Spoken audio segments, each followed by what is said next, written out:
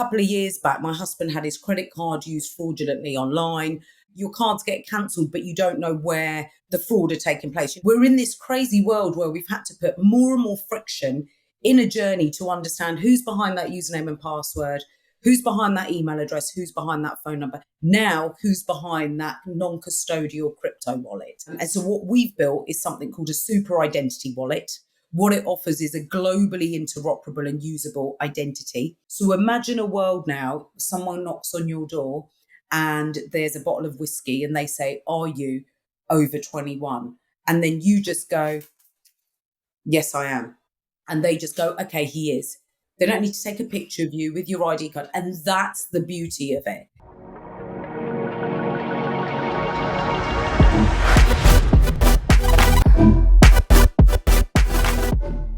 Hello, welcome back to the Brand Next podcast.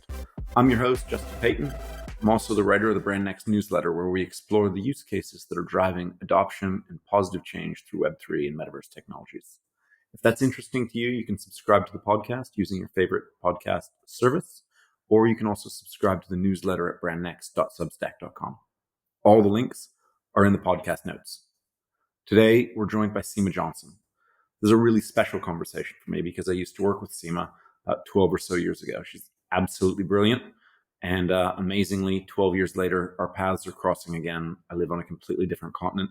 And this time, Web3 is bringing us together. And in particular, a conversation about decentralized identity, a real passion point of mine. But where it's a passion point for me, Seema's really building in this space. She's the founder of a business called Nuggets. Nuggets is a decentralized identity business, and they are solving some of the biggest problems that people face day in and day out. It is where the rubber really hits the road, and Seema is pioneering fantastic solutions. To hear more about it directly from her, what she's up to, what the team at Nuggets is building, let's get into the chat right away. Seema. Hi, Seema. Great to see you. Great to have you here. We have known each other for such a long time, but hadn't spoken in such a long time. And then somehow our worlds seem to be crossing paths again, which is fantastic. But what would be great before we get into anything is if you can give the people a little introduction to who you are, what you're working on, and we'll go from there. Yeah, brilliant. Well, look, it's wonderful to see you, Justin. And I love that our paths have collided again. So hi, everyone. I'm Seema Khinda Johnson. I'm co-founder and COO of Nuggets.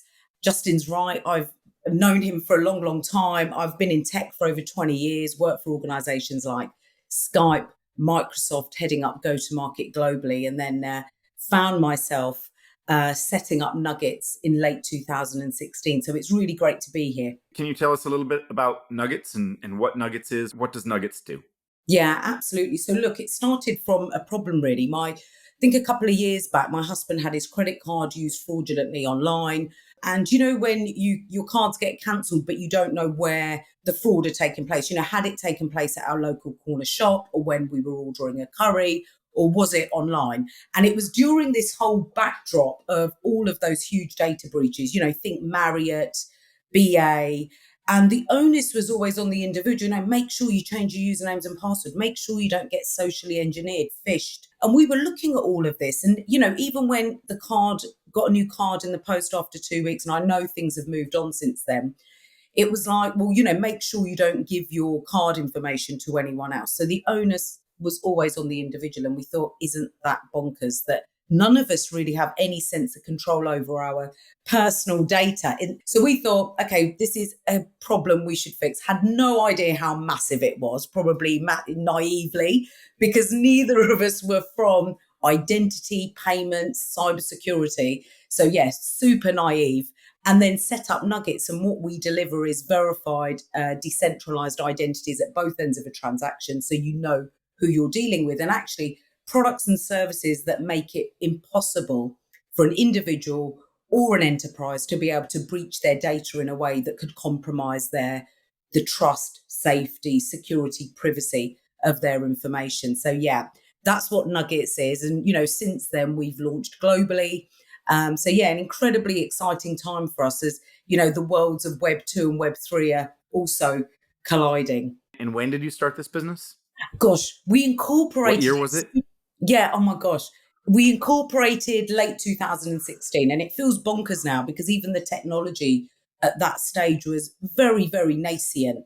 But, the reason we had this huge conviction was because up until that point, we were looking for all these technologies, Justin. What we needed was something called zero knowledge storage. And the only place we could get that was on servers in Switzerland. And that was because of regulation, not because of tech.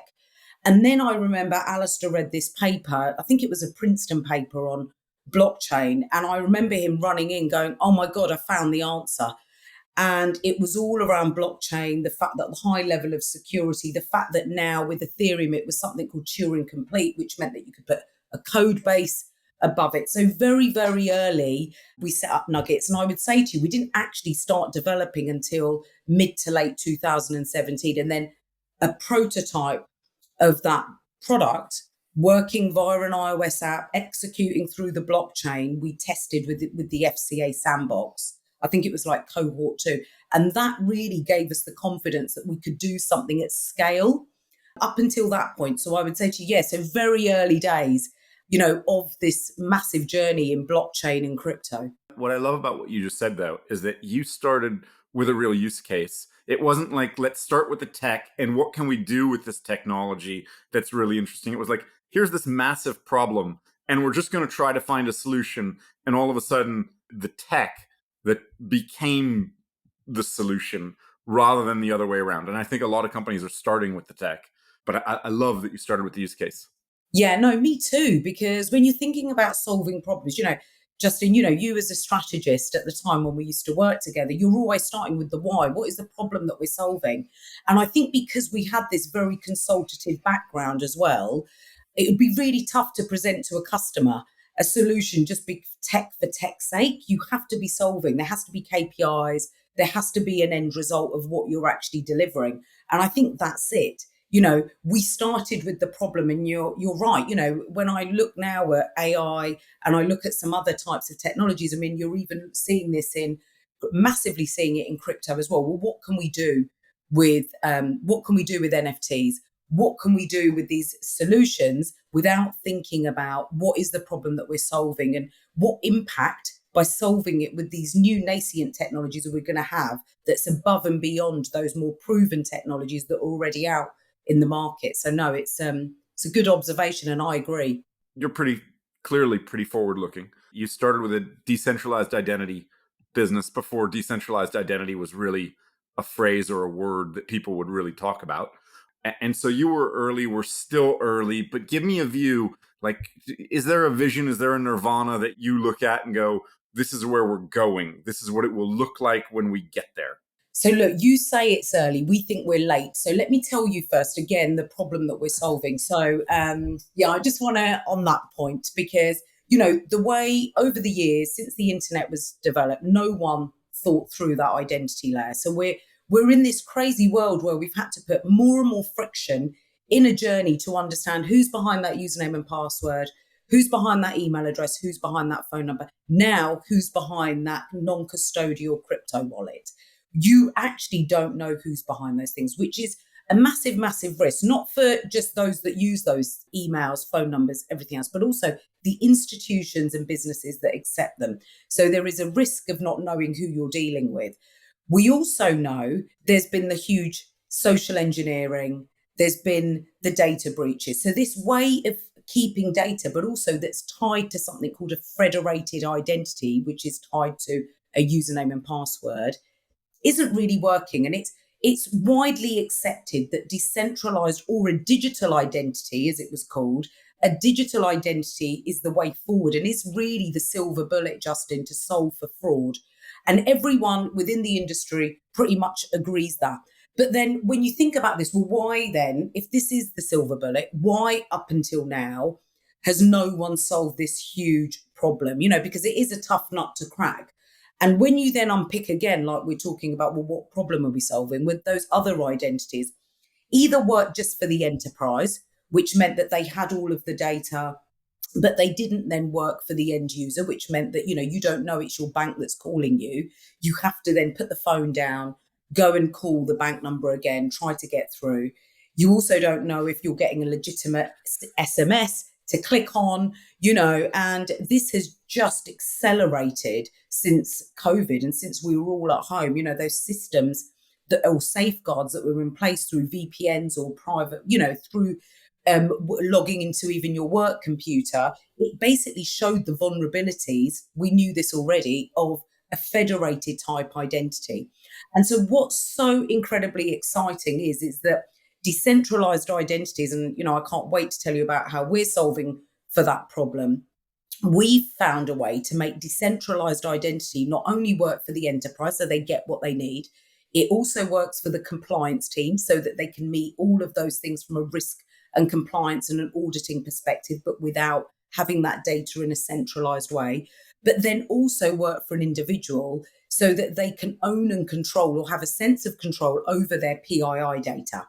And that is what's so exciting now. And the backdrop of this is, and you're absolutely right, we were super early, is that regulations now coming into play as well for identity. So things like the trust scheme, EIDAS 2 now talks of a decentralized identity, DLT type technologies. And regulators are coming together globally to say, well, how can we have a globally interoperable identity? So a Sweden bank ID, which is a brilliant use case of this, could someone in Sweden send money to someone in Mexico without any risk of financial crime? And how would that happen? And how quickly can that happen? So yeah, it's I would say the time's now. I think two things that you just said that kind of change the way I think about things, or really expand the way I think about things. Number one, I think everybody, at least I think most people, look at decentralized identity and they think about themselves, right? We think about it from the consumer perspective, from the user perspective, from the individual perspective. But you're talking about it very much from the fact that the businesses have to have an identity as well, so that it can be trusted when a consumer actually interacts with that business. The trust has to go both ways. And I think that's a really amazing element that you're building if you can make that work. But you said you can't wait to tell us how it's going to work. So how's it going to work? Yeah, no, brilliant. Well, look, we've launched it globally, and I'm excited to talk to you about it. So I would say to you, this last 12 months has been an incredibly exciting time for the industry, but also for us as Nuggets, because, it's taken us some time to build out an enterprise grade identity and payment platform. And so what we've built is something called a super identity wallet. And we'll talk about some of that tech as well as we progress our discussion. But what it offers is a globally interoperable and usable identity that works across your Web 2 type businesses. So think federated identities. It can work with those. It can work with Web 3 type experiences. It can also work with DeFi, where regulation is now inevitable, and then metaverse. So you can have one identity that can work across all the others.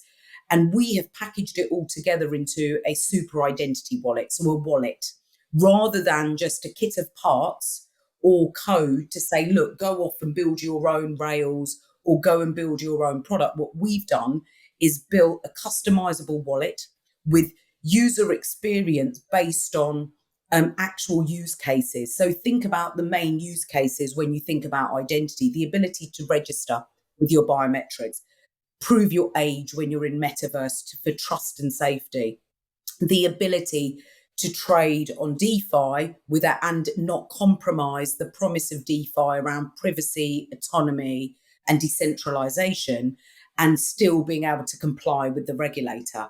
And so we've taken these quite big use cases and built them with a product, with the identity rails, which means that our product, it's a B2B2C, so it can be white labeled within existing products and services, but it's actually really targeted at bringing people to the tech rather than, oh, we've built some tech, please go and customize this to your needs. So what we're all about is bringing those users with the right use cases and actually hiding that technology so they don't need to know that it's decentralized, or they don't need to know it executes using a blockchain or a smart contract. And I think that's what's so exciting about it. No one really wants to know how it works. No one knows how the electricity gets to their light bulb other than it goes through a wire. And that's all they need to know. The moment people need to know more, they lose interest and we lose adoption. But you talked about kind of a super identity wallet. I think there are probably a number of people who listen to this that have a wallet, two wallets, multiple wallets right now. Are they going to need to adopt your wallet? Or is this going to work with the wallet metaphor or the wallet technology they have today? Yeah, no, and that's a great question. And I'm going to answer that in a couple of ways. One, it's really, let's talk about what a wallet is first. So, a wallet in my case is identity. It's basically your one stop shop for your identity requirements and authentication to ensure that you're in control and you're authenticating valid and trusted transactions on both ends. Okay. Then you've got wallet in the sense of Web3 today. And, we all know these wallets, they're non custodial or they're custodial. You have Coinbase, you have MetaMask, you've got Trust, you've got this lovely one called Rainbow.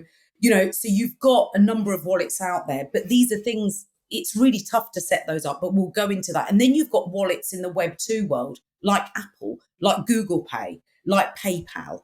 And what we've been able to do is basically take together and go, look, for all of your identity needs, you've got nuggets. Okay. So whenever you want to authenticate, whenever you want to verify your age, whenever you want to authenticate a payment, you can use your Nuggets product. Now, our product can work with the non-custodial wallets of today. So think MetaMask, think those wallets. So when you want to carry out a particular transaction, you can validate your Nuggets product and associate it with your MetaMask public key.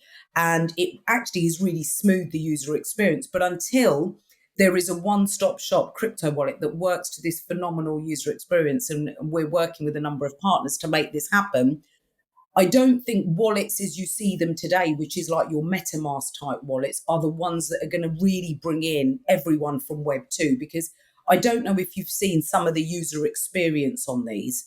When our friends get excited, or we get our friends excited about crypto, you have to have a call with them. You have to have a Skype call or a Google call and talk them through, get them to go and buy a hard wallet as well, cold wallet, sorry. And then you're taking them through that. And it's, I don't want to sweat, but it's a ball ache. And no one wants this. It's really horrible. And actually, taking them through it almost kills the joy. And this is the thing, that delight that we have and those delightful user experiences are things. So at the moment, you're absolutely right, Justin. Wallet, currently, to use Nuggets, you need a Nuggets wallet. And the reason why you need a Nuggets wallet is because we take you through this onboarding journey and make sure it actually is you before you can create a Nuggets identity. Because remember, we're all about that trust piece. This might seem like a small question. Maybe it's a little divergent question. Can I only have one Nuggets wallet? Like, is it just, there's only one me, so do I only get one Nuggets identity? Or can I have multiple in the way I might have multiple citizenship? Yeah, you could. No, so the thing is, you can have one Nuggets ID, and that ID, because we don't believe that the sales and marketing and try to communicate with someone around the 12-word mnemonic or your private key is particularly slick right now. Our technology, you only do need one Nuggets ID. You can actually have multiple citizenships within your ID.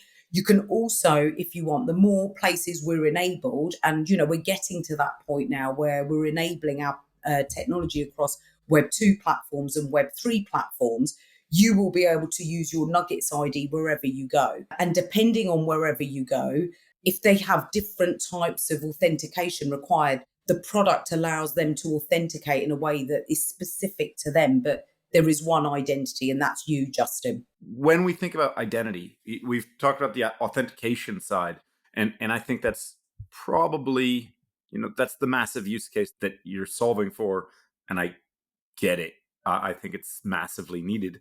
We don't want our credit cards being stolen. I just got a call the other day I haven't lived in the UK in 11 years, and I just got a call from someone that said to me that I owed them money from a debt collection agency in the UK.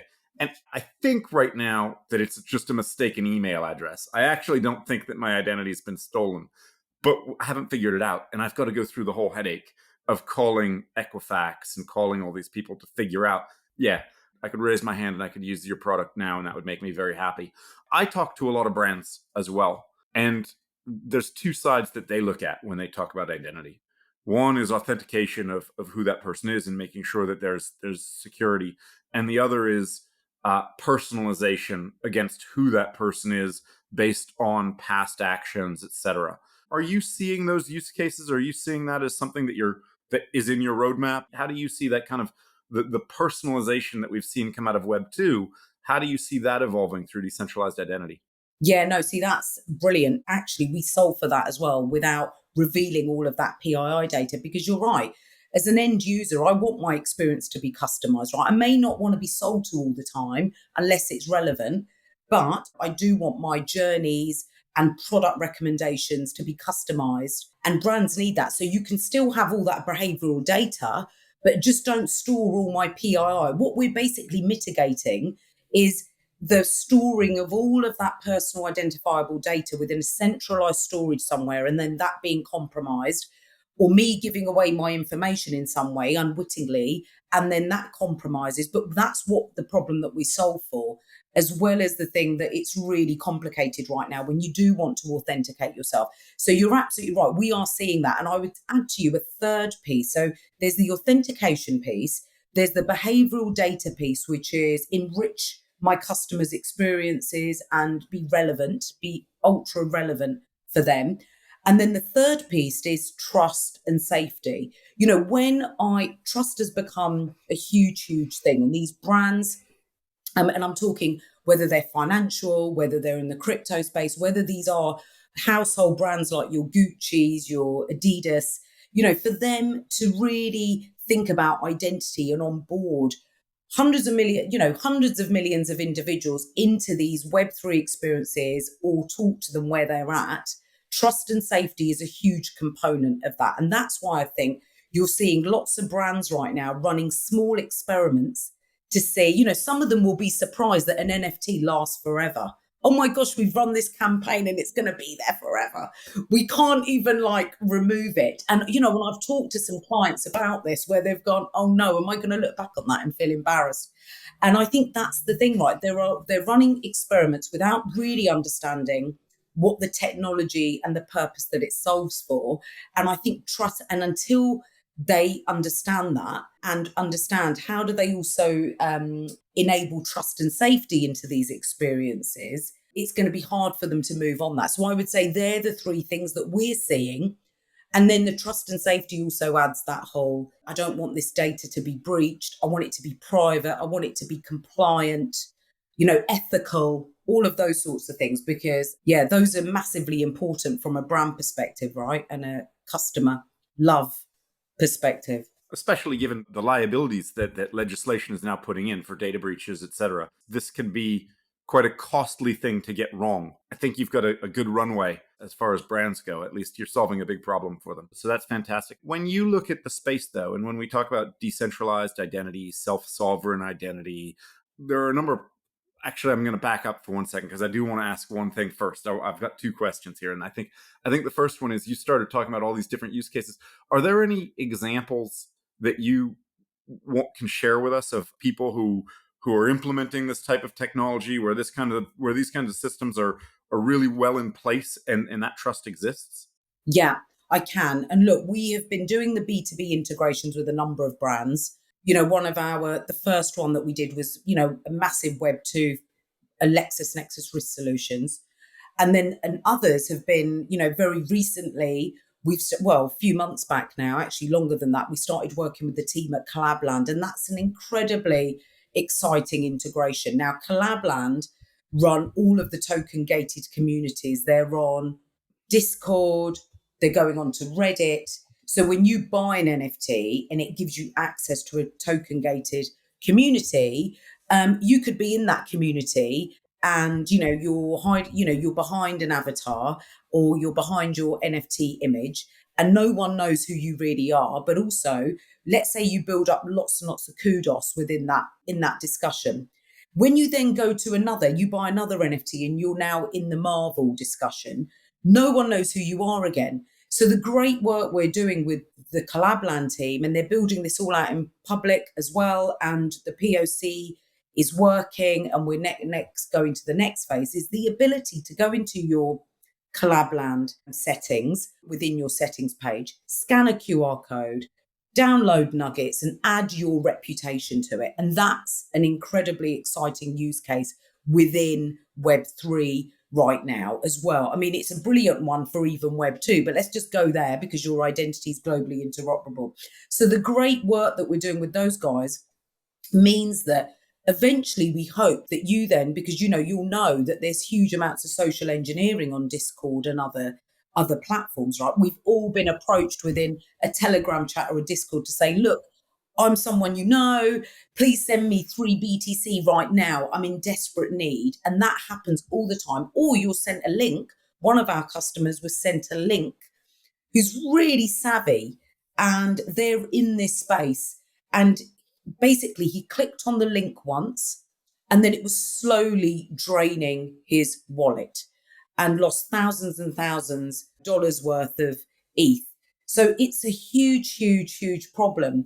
And so the stuff that we're doing with Collabland is incredibly exciting because it solves for that trust and safety issue that brands are experiencing within these places today, which is scary because how do you then justify that to internal stakeholders and reputational damage that's caused by that? But then the other brilliant use case is this reputation, so that when I go to another discussion, I can start off by being, oh, I'm Seema, and Seema knows everything there is to know about what parties are the best parties to go to. So we envisage a time where your identity becomes that trusted entity rather than the browser being the trusted entity. Well, two things. When I come back to the UK next, I'm calling you to find out what party to go to. That's number one.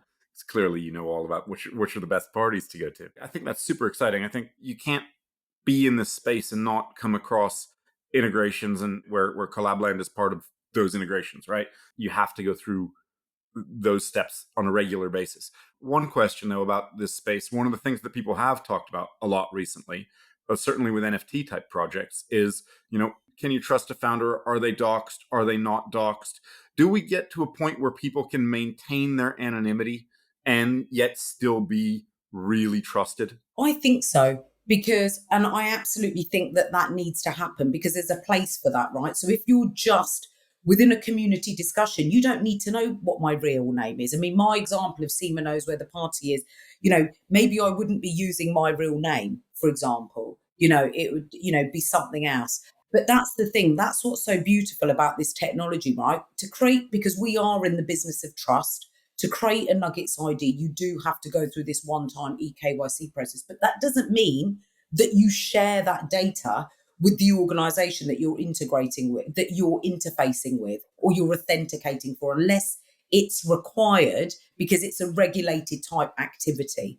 If it's a regulated type activity, well, unfortunately, the regulators have said we need to know the originator data, we need to know the beneficiary data.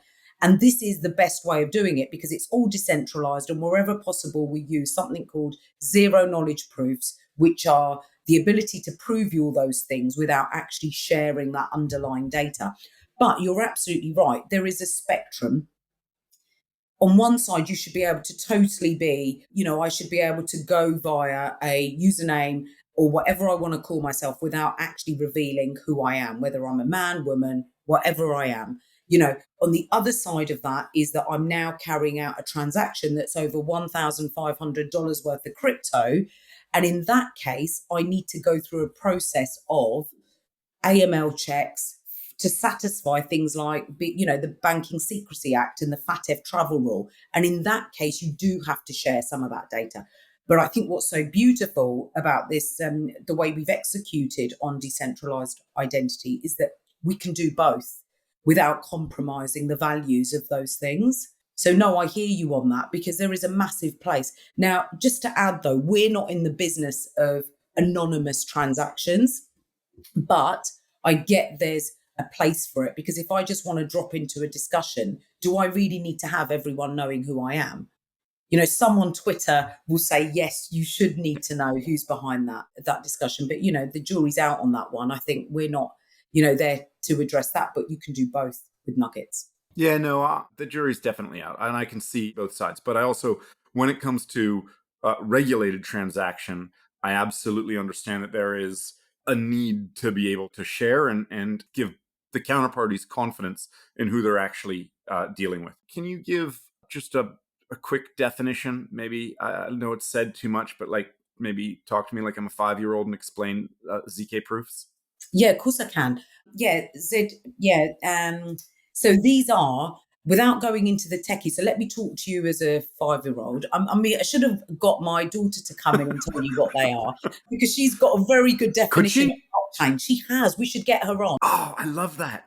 No, I know. Oh, And we'll do that. We'll do that. we'll do We'll that. record a promo of this using your daughter to do this. That sounds great.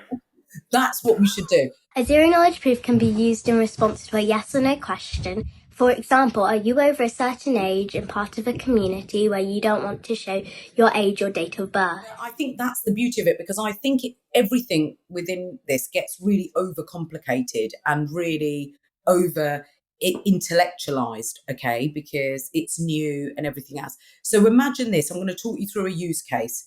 You've got Deliveroo knocking at your door, or you've ordered a bottle of, I don't know, whiskey.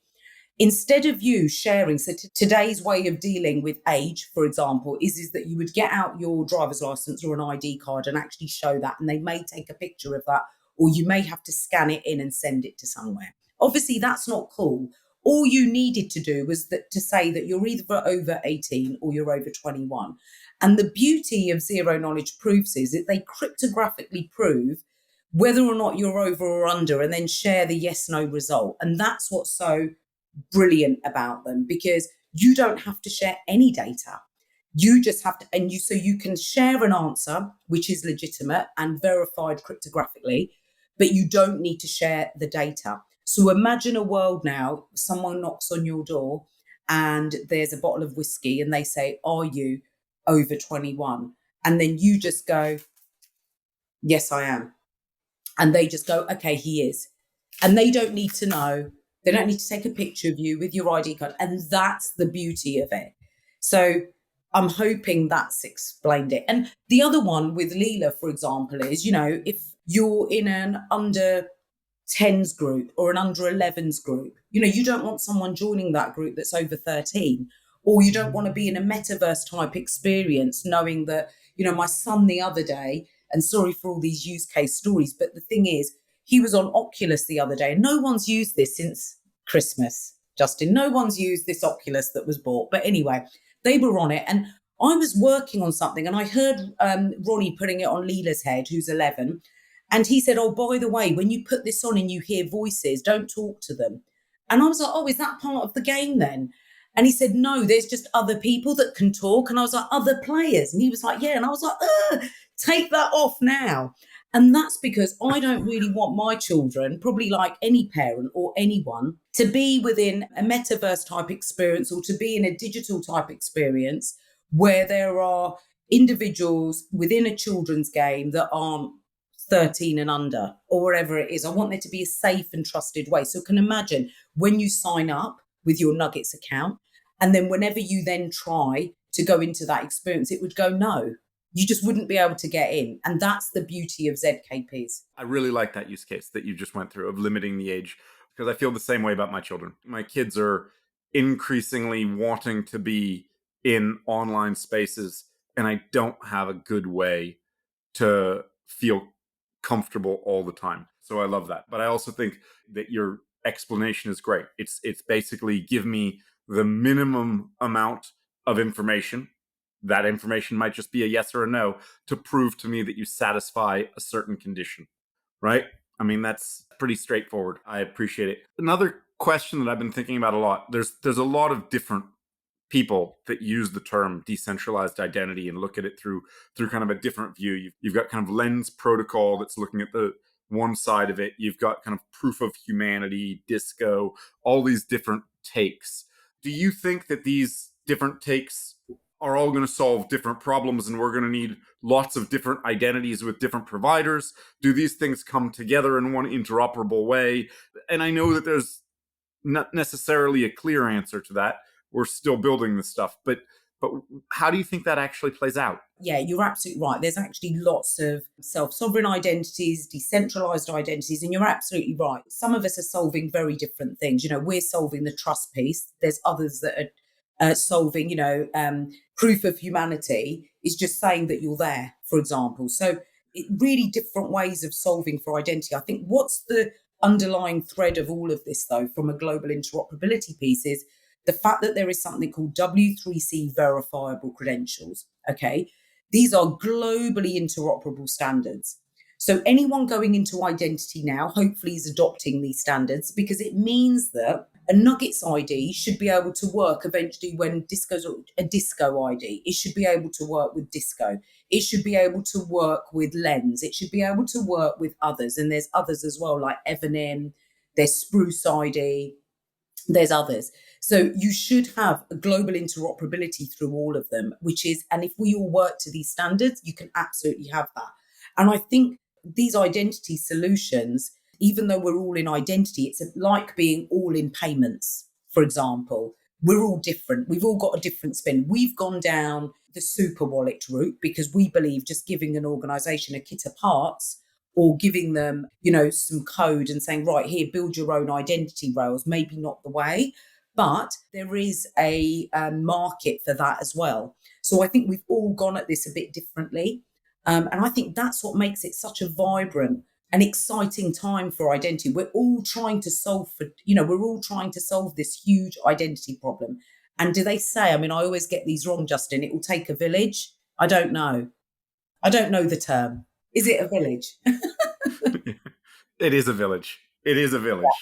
Yeah. And I think the bit that runs through all of us is this globally interoperable W3C verifiable credentials. And there's still work to be done, right? There needs to be work on standardizing some of these credentials, but there's lots of phenomenal people within those working groups really trying to crack this. That's part of the promise of Web3 that people are buying into is interoperability. It doesn't always live up to that right now, but the fact that we are moving in that direction, I think there's no space where interoperability is more important than identity. My identity, the last thing you want is a non-interoperable identity. That's reassuring to hear. I know we're kind of getting close to time. I figure that most people listen to this while commuting. And so I figure a commute, you don't want to give them something too long. But I do want to ask a few things. As an individual, what should I do today if I wanted, how do I onboard myself today if I wanted to protect my identity? Do you have any pieces of advice? And I'm going to ask you, by the way, the same thing. If I was a brand and I wanted to make sure I was protecting my consumers, my customers, what should I do today? Yeah, you should absolutely have a self-sovereign identity, a decentralized identity. Okay, that is the only way to solve for this. The current solutions around having a username and password, email, phone number is just not fit for purpose. So the only sure way of doing this is decentralized self-sovereign identity. We believe that. The journey's begun and it's an incredibly exciting one. So that's the only, I would say to you, way. Okay. The one risk here, if you're building a super wallet, and I know that you've got, I'm sure there's a great solution for this. If you're building a super wallet, right now, if I go and lose my 12 words for MetaMask for that wallet, and I can't remember the password and I can't remember the 12, it's gone. How do I make sure that I don't lose my super wallet and lose my identity? Yeah. So you don't actually lose your identity. So look, the whole industry is working on key management. You probably know that, right? So it's a tough question to answer. The beauty of Nuggets is because it's all, data that you have. So one, we don't expect, you're not going to be storing your MetaMask 12-word mnemonic within Nuggets, okay? You're just not going to do that. For our identity assets, it's normally things like your ID cards, could be utility bills, it could be whatever you need, but it's your ID information. And there is a little bit of payment information, but it's not usernames and passwords as you envisage them, as you're thinking all these 12 words and everything else. If you did today lose your 12-word mnemonic, you have to go and set up another account. So you'd have to go and download Nuggets again and go through that onboarding process. But look, the whole industry right now is looking at key management. And that, again, is going to be incredibly exciting because obviously individuals don't want to be responsible for 12 words. Yeah, but I guess the other point, if I understand you correctly, if you do lose something, it's actually not tragic and you can reset yourself up with your identity and set yourself up again. It's not a tragedy where, in the same way that it might be if you lock yourself out of your MetaMask wallet and it happens to have a bunch of ETH and you'll never see it again. Exactly. It's not like the pizza story, Justin, where people are looking for the Bitcoin, because that would be awful, right? The guy looking in the dump in the UK for a hard drive. Yeah, exactly.